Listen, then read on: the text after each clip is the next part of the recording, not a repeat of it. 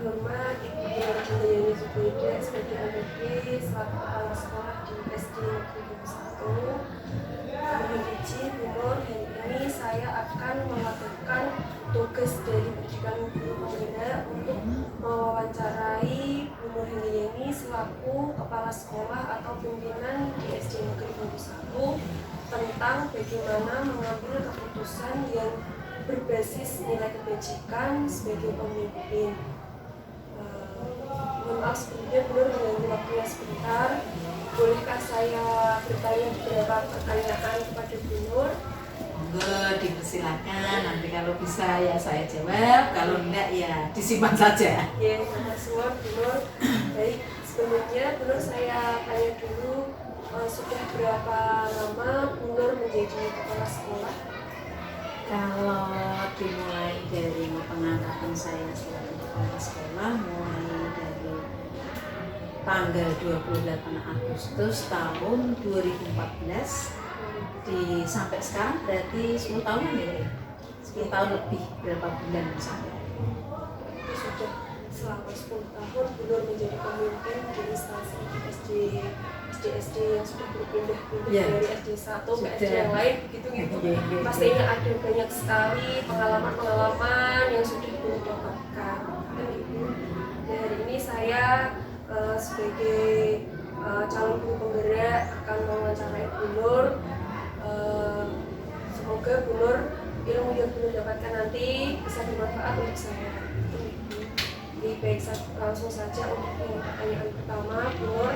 Selama ini bagaimana Bu Nur dapat mengidentifikasi kasus-kasus yang merupakan dilema etika atau rujukan moral? Kalau ada kasus-kasus kayak ini itu kan tinggal melihat kasusnya yang bagaimana.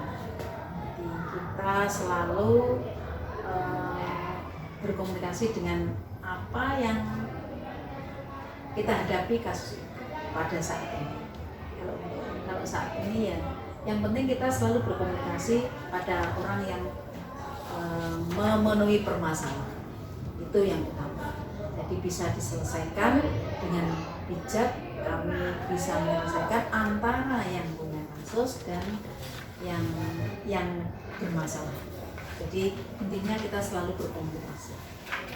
Bisa diselesaikan dengan cara yang baik. Berarti harus ada komunikasi yang baik antara pimpinan dengan yang mengalami permasalahan seperti itu, Ibu. Lanjut.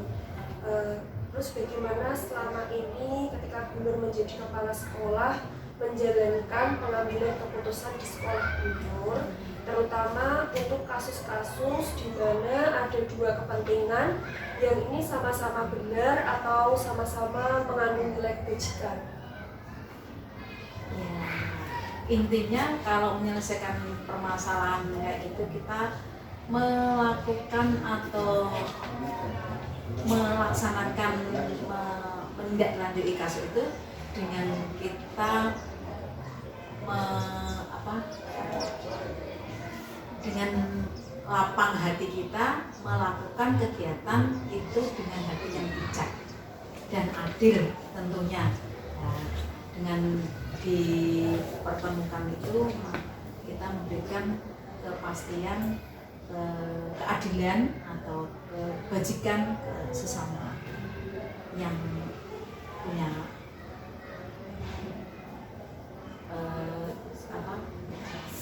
punya itu loh punya ya kasus itu tadi, makanya harus mempunyai kebijakan yang adil.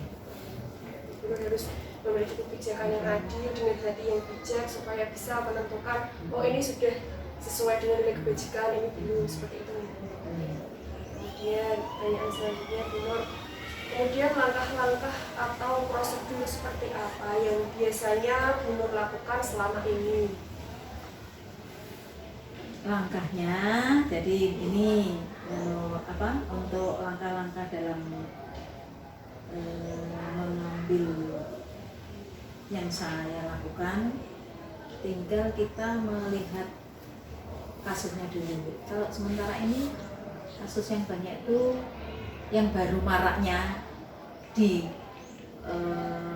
apa, disosialisasikan dan di amanat dari pemerintah ini kan menghindari yang namanya kasus bullying, atau untuk anak-anak zaman sekarang itu menghindarkan anak-anak jadi bulian antara teman yang satu dengan yang lain.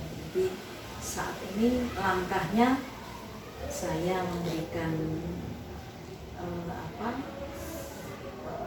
kami selalu memberikan informasi-informasi pada Bapak Ibu guru bagaimana menghindari anak-anak terjadinya seperti ini. Yang penting intinya kita selaku pemangku kepentingan seorang pendidik harus bijak dan harus jeli ini anak larinya mau kemana, jadi harus bisa memberikan solusi yang terbaik dan menjadikan anak-anak itu terhindar dari bullying. Itu contoh-contohnya. Jadi benar harus memberikan informasi kepada sesama guru, terutama pemangku kepentingan di sekolah, supaya menginformasikan tidak ada kasus bullying seperti itu. Menghindari itu makanya harus punya trik-trik lah, Bapak Ibu harus pintar jeli. Bagus sekali Bu. Kemudian hal-hal apa saja yang selama ini Bu Nur anggap sudah efektif dalam mengambil keputusan pada kasus-kasus di limba etika? Nah ini antara kita sesama di limba etika itu contohnya kita memberi ada kasus kayak gini, siswa kelas 3 pada akhirnya dia itu kan belum bisa baca dan nulis, belum begitu lancar, tapi dengan orang tuanya menghendaki anak itu bisa naik terus. Nah itu kan bagian dari dilema ibu guru yang mengajar mengampu di situ. Makanya keputusan dari itu orang tua harus diberikan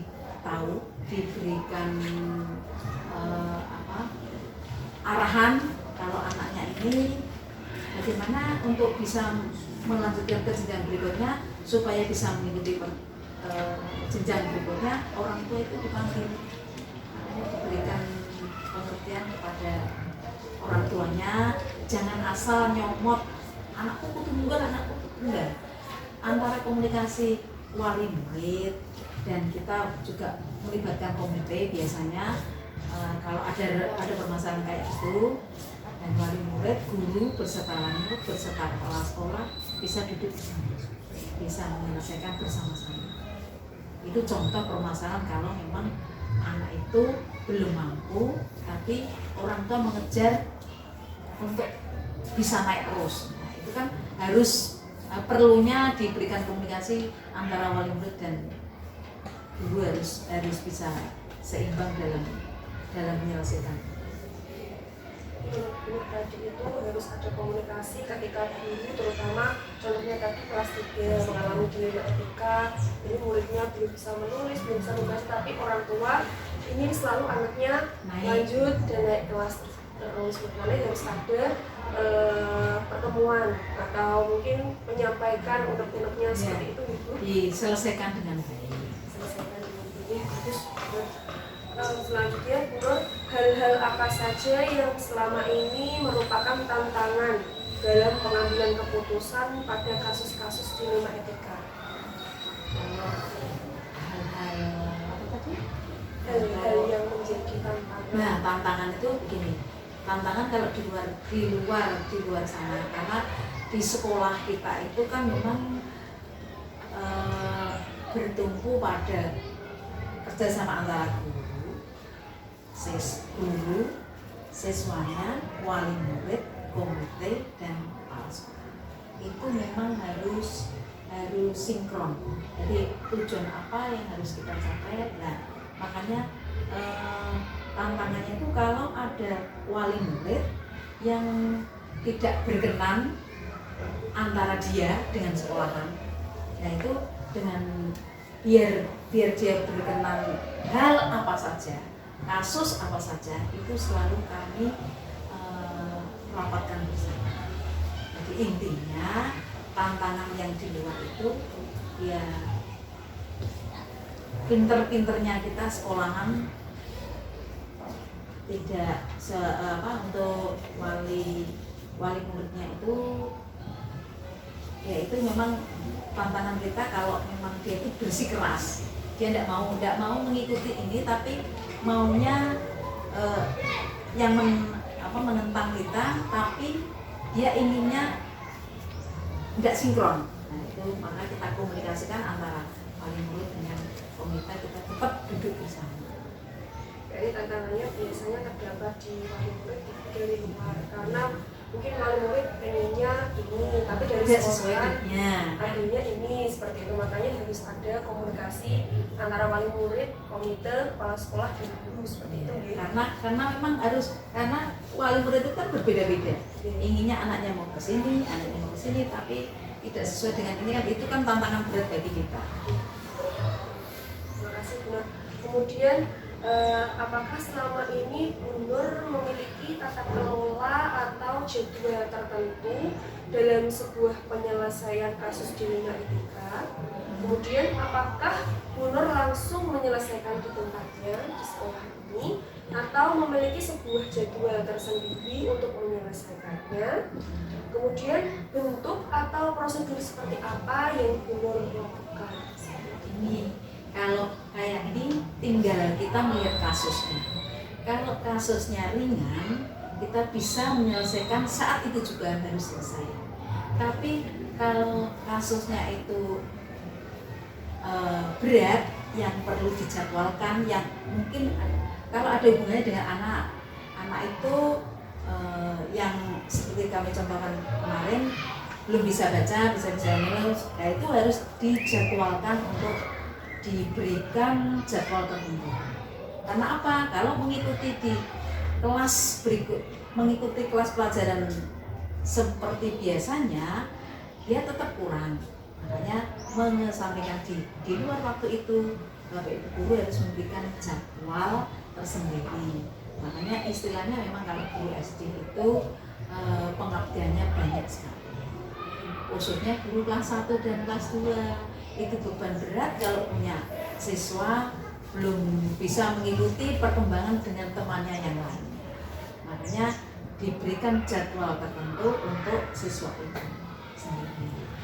Makanya semua itu tergantung melihat kasusnya, berat dan ringannya. Kalau ringan bisa langsung seketika itu diselesaikan. Kalau memang berat, ya kita punya menjadwalkan untuk kegiatan siswa. Kembali lagi, kita harus melihat kasusnya. Jika ringan bisa langsung diselesaikan di tempat. Misalkan membutuhkan waktu seperti berlatih membaca dan menulis, itu harus terjadwal seperti itu. Selanjutnya, adakah seseorang atau faktor-faktor apa saja yang selama ini mempermudah atau membantu Bu Nur dalam mengambil keputusan dalam kasus-kasus dilema etika? Kalau kita selalu boleh-boleh gini untuk berkomunikasi dengan warga, seluruh warga sekolah, dari kepala sekolah beserta dewan guru semuanya, itu selalu berkomunikasi dan berkomitmen apa yang sudah direncanakan di sekolah. Jadi memang itu yang kami laksanakan. Tanpa komunikasi yang jelas, kita tidak akan bisa jalan untuk kegiatan. Berarti harus ada komunikasi dengan semua warga sekolah. Kemudian dari semua hal yang telah disampaikan Bu Nur tadi, pembelajaran apa yang dapat Bu Nur petik kemudian dari pengalaman Bu Nur ketika mengambil putusan pada permasalahan dilema etika? Ya itu tadi intinya, ya, setiap kita mengidentifikasi kasus itu harus bisa dilakukan lebih awal dengan melakukan pengujian tadi, lalu kita lakukan menentukan dari paradigma apa yang akan kita pilih sehingga keputusan bisa diambil sesuai dengan prinsip-prinsip yang tidak merugikan siswa semuanya. Jadi intinya kita mengidentifikasi suatu kasus, memberikan keputusan tidak merugikan bagi siswa yang ada di sekolah. Jadi untuk pengambilan keputusan harus sebisa mungkin dilaksanakan di awal, kemudian disesuaikan dengan kasusnya tadi pada kasusnya itu, kemudian paradigmanya apa dan prinsipnya apa. Dan yang paling penting ini ketika menyelesaikan permasalahan harus tidak merugikan siswa. Ya, intinya kita mengambil keputusan itu siswa tidak akan dirugikan. Makanya dengan warga semua, khususnya warga sekolah dan bapak ibu guru semuanya itu saling berkomunikasi. Intinya memang saling berkomunikasi. Jadi semua keputusan itu bisa diselesaikan kalau sudah jelas dan akhirnya tidak merugikan siswa yang lain. Intinya memang harus melihat siswanya seperti itu Ibu. Demikian sekiranya pertanyaan dari saya cukup. Nur, terima kasih atas jawaban yang telah Nur berikan. Semoga membawa manfaat untuk saya ketika nanti mengambil keputusan disesuaikan dengan nilai kebajikan seperti itu. Dan semoga Bu Nur sehat selalu, diberikan kesabaran dalam menjalani tugas-tugas yang diemban sebagai kepala sekolah seperti itu. Kemudian saya akhiri. Wassalamualaikum warahmatullahi wabarakatuh. Waalaikumsalam warahmatullahi wabarakatuh. Terima kasih. Saya hanya berpesan kepada Bu Indra, semoga habis kelak yang berapa tahun yang akan datang seandainya menjadi pimpinan, jadilah pemimpin yang bijak dalam menyelesaikan segala kasus-kasus. Semoga sehat semuanya. Kami juga alhamdulillah sehat dan belajar. Amin. Terima kasih Bu Nur. Sekali lagi.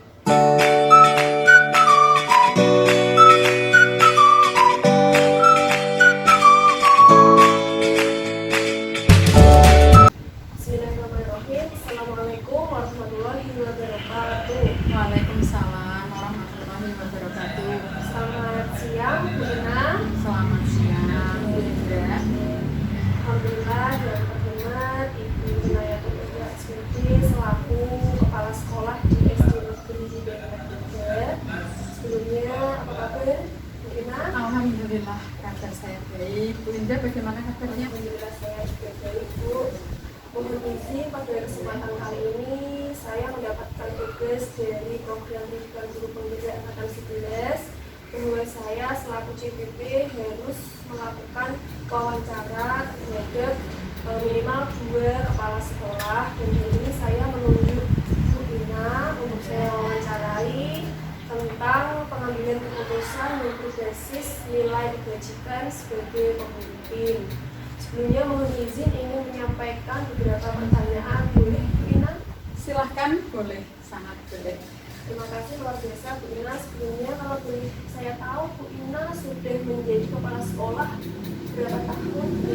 Belum ada 1 tahun.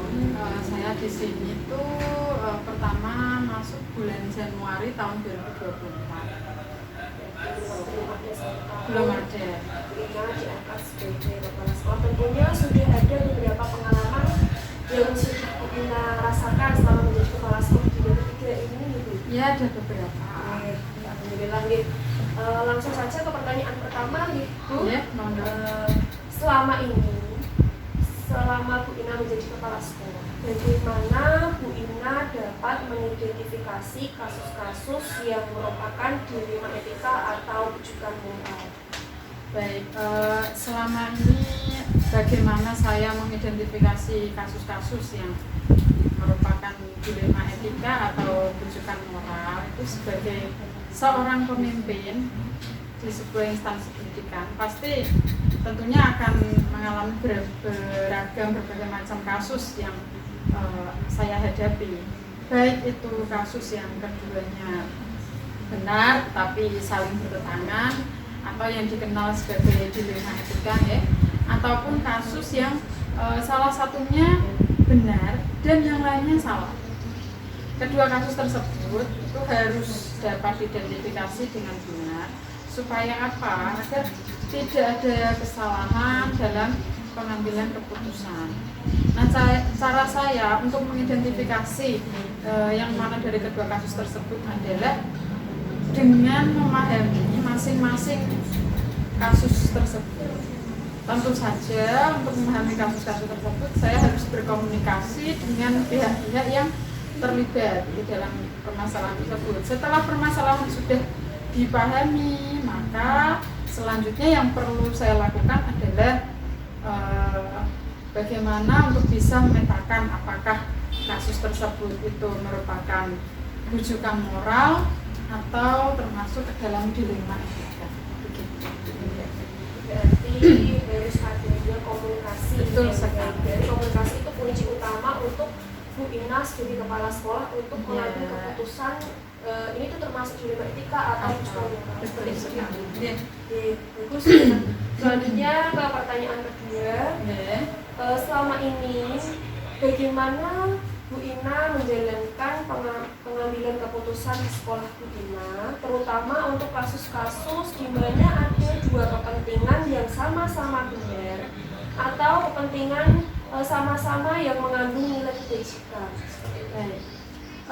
Dalam pengambilan keputusan di sekolah, terutama untuk kasus-kasus di mana ada dua kepentingan yang sama-sama benar ataupun kepentingan yang sama-sama mengandung nilai kebajikan. Nah, untuk kasus dilema etika, saya akan mempertimbangkan kedua hal yang sama-sama benar, yang kemudian membenturkan faktor apa atau pihak mana.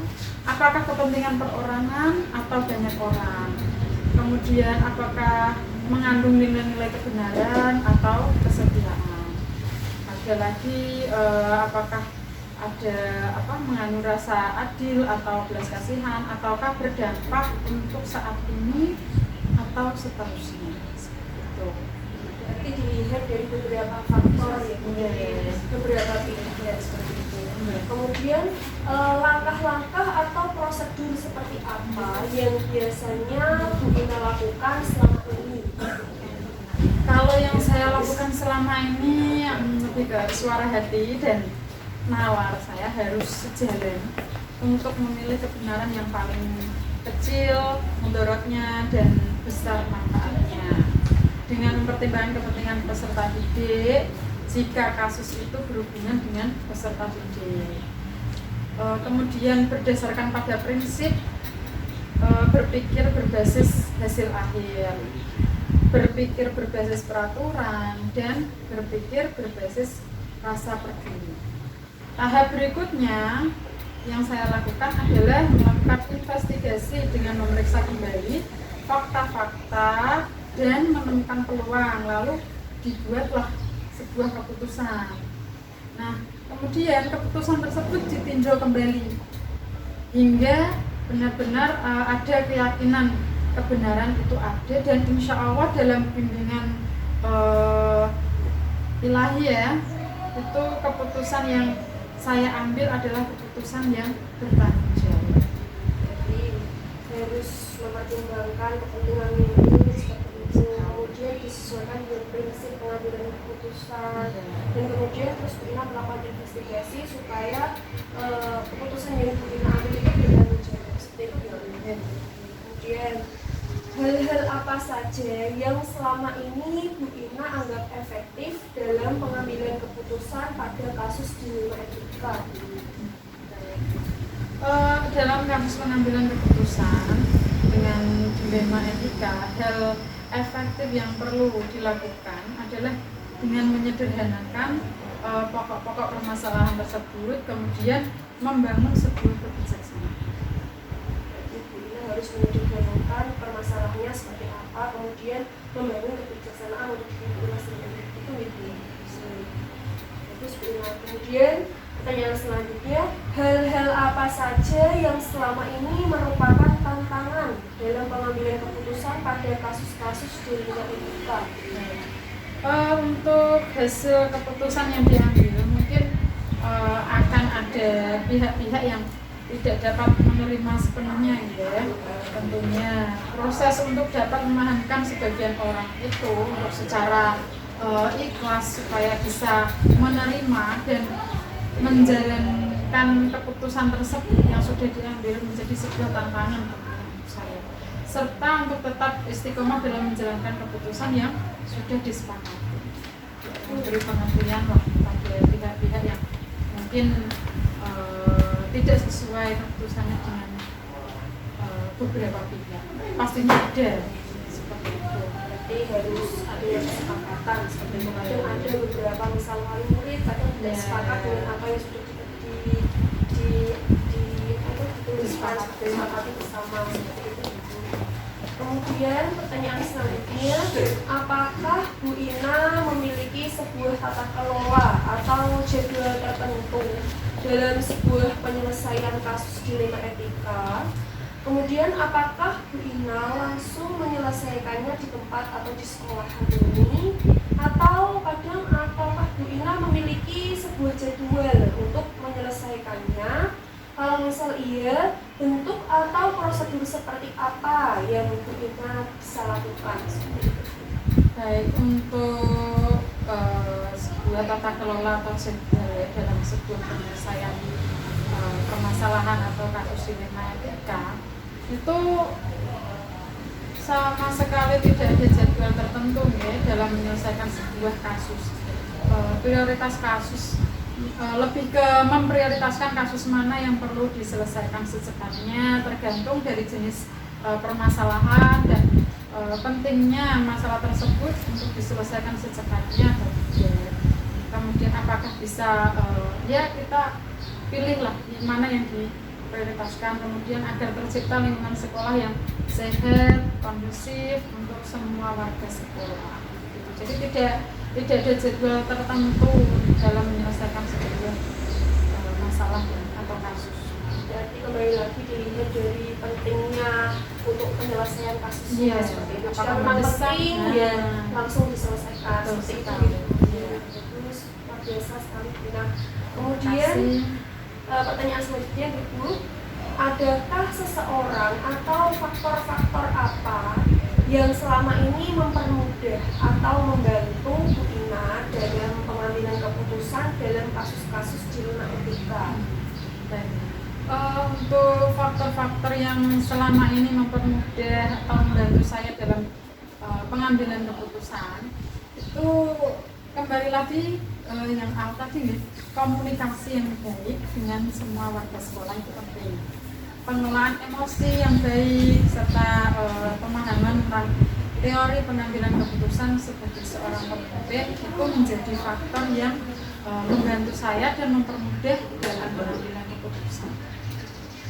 Berarti kuncinya itu berarti komunikasi dengan seluruh pemangku kepentingan di sekolah. Komunikasi dan kolaborasi. Komunikasi dan kolaborasi tentunya ya bagus gitu. Selanjutnya pertanyaan itu dari semua hal yang sudah disampaikan Bu Ina, pembelajaran apa yang dapat Bu Ina ambil dari pengalaman Bu Ina ketika mengambil keputusan dilema etika? Baik, untuk pembelajaran yang bisa saya ambil ya dari pengalaman yang pernah saya alami selama menjabat di SD Lomba kita ini, dalam mengambil sebuah keputusan itu mengidentifikasi dulu jenis kasusnya, kemudian saya harus bisa dilakukan lebih awal ya, secepatnya dengan melakukan pengujian lalu melakukan pengujian benar lawan benar untuk dapat menentukan paradigma apa yang akan kita pilih sehingga keputusan bisa diambil dengan prinsip-prinsip yang tidak merugikan siswa. Kembali lagi dengan Bu Ina bisa mengidentifikasi masalah, kemudian menyelesaikan dengan secepatnya, kemudian diuji dengan pengujian-pengujian yang disesuaikan dengan prinsip, kemudian paradigma dan langkah-langkahnya, sehingga mendapatkan keputusan yang tidak Merugikan siswa. seperti itu. Ya. Jadi sangat luar biasa sekali jawaban dari Bu Ina. Semoga ilmu yang sudah Bu Ina berikan kepada saya bisa bermanfaat untuk saya ke depannya. Dan semoga Bu Ina selalu diberikan kesehatan, keberkahan dalam mengabdi sebagai kepala sekolah di SD Negeri Dapat 3 Manado. Sekiranya demikian yang bisa saya sampaikan. Mohon maaf jika ada tutur kata yang tidak berkenan juga dari Bu Ina. Mohon undur diri. Terima kasih atas waktu yang sudah diluangkan untuk kita sekedar wawancara, berbincang, sharing gitu. Saling belajar. Dan saya akhiri